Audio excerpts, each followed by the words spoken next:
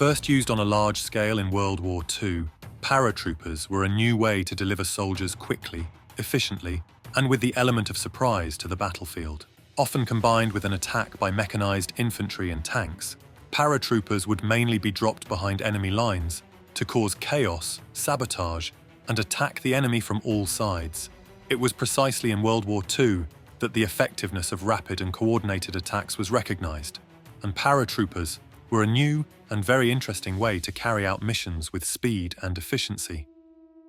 However, behind the cool appearance of a large number of paratroopers fearlessly jumping from their aircraft and surprising the enemy, there was a huge number of dangers they faced daily.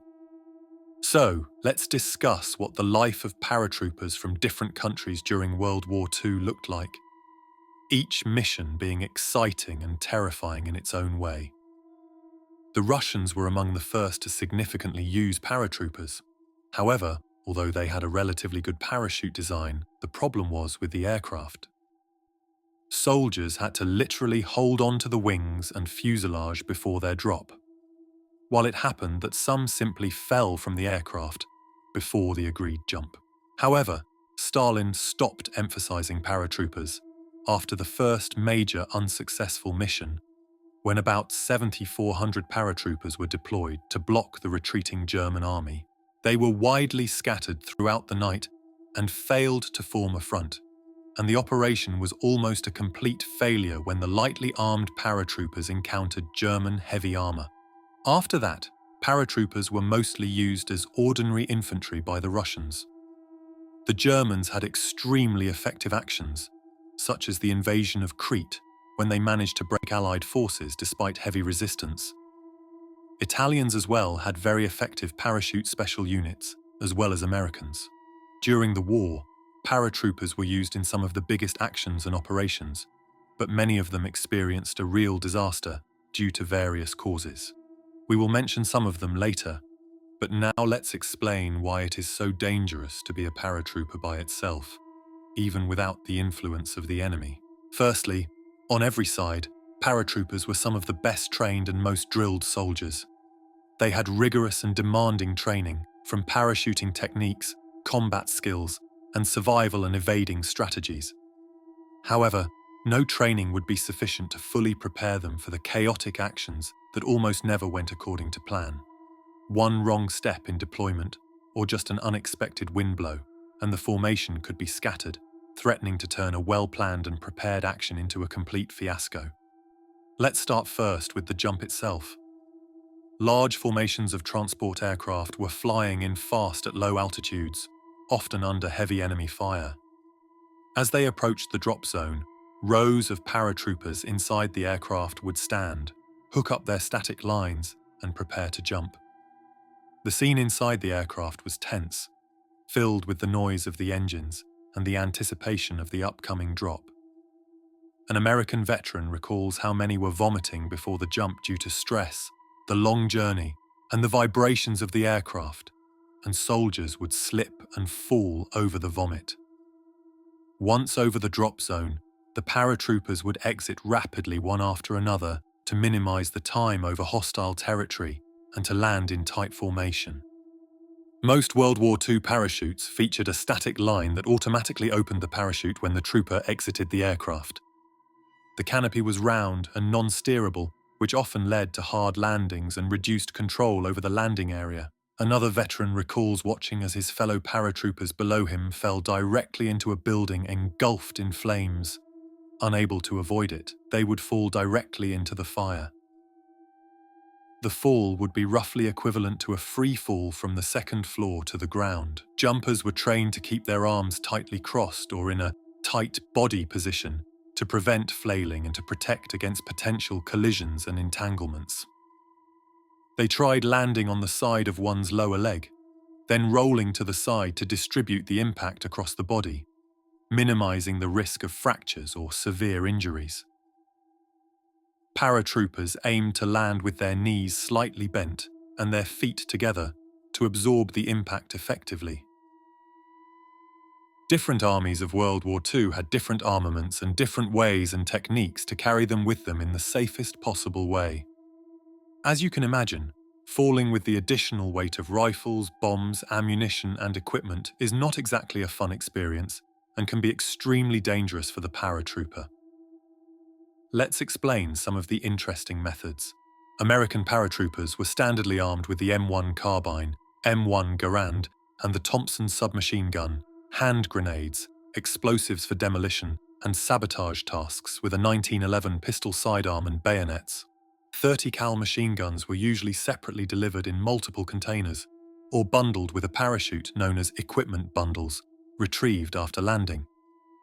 Americans also carried additional gear stored in leg bags, which dropped separately via a lowering line to prevent injury upon landing. As for the Germans, Fallschirmjäger were among the most feared paratroopers of the war. Unlike the Allies, German paratroopers often jumped at lower altitudes for rapid deployment, which was risky but maximized the surprise effect. Their equipment was specially designed for airborne operations, with lightweight and compact, today well-known weaponry, such as the FG-42 light machine gun, iconic MP-40 submachine gun, and Luger P-08 and Walther P-38 pistols. In addition to parachutes, gliders were also used, particularly by the British and American forces. These engineless aircraft were used to silently insert entire units of troops, along with heavy equipment, directly into enemy territory, often at night to enhance the element of surprise. Also, because they were primarily made of wood, they had a smaller radar signature, enhancing their stealthiness. Gliders like the British Horsa and the American Waco CG-4 were crucial in several significant operations. Unlike standard aircraft, gliders provided a stealthy approach without engine noise and allowing airborne forces to land much closer to strategic targets without alerting the enemy. However, the glider attack was a terrifying experience, especially for the soldiers it carried. Gliders would take off by being towed by an aircraft connected by a cable. The pilots inside the gliders depended entirely on the tow plane for navigation and to reach the correct altitude and position over the target area. When the target was approached, the glider pilot would release the tow cable and the glider would begin its silent descent towards the landing zone. Unlike powered aircraft once released, gliders had no means to correct their course significantly.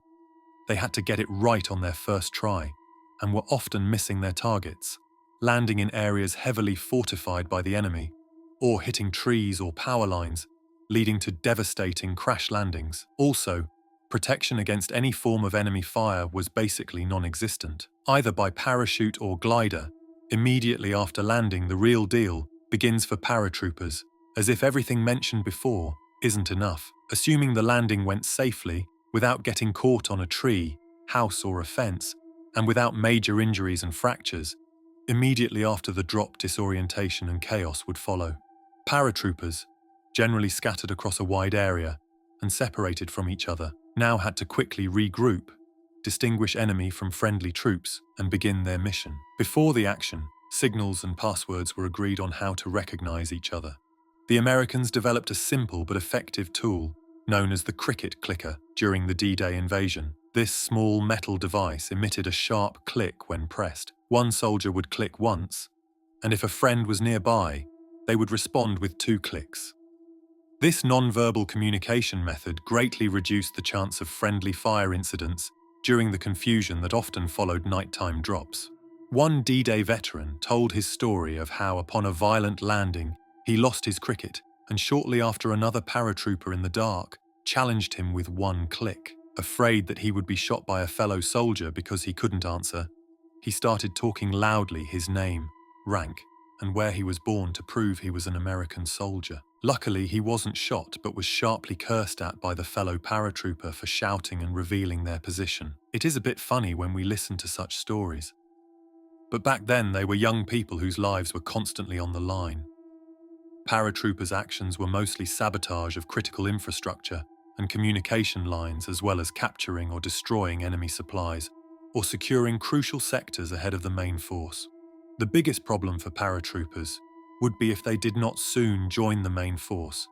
There is a great risk that they would be surrounded, lightly armed, and with limited ammo. It could lead to desperate situations where paratroopers would basically be besieged, waiting for relief by Allied ground forces that might never arrive, often leading to a large number of paratroopers being captured. Also, if they encountered enemy armoured units, it would create a significant problem for the paratroopers. Sometimes, misjudged drops could scatter soldiers across too wide area, making it impossible to regroup. Additionally, the presence of unexpected enemy forces, stronger than anticipated, could overwhelm paratrooper units before they could establish a foothold or achieve their objectives. And it also happened that during day missions, they would be like clay pigeons shot from the ground by enemy units. All in all, paratroopers were extremely effective in various operations, turning the tide of many battles and constantly on the minds of the enemy, who was always forced to keep in mind that during the night, a large number of special units could fall from the sky behind their backs.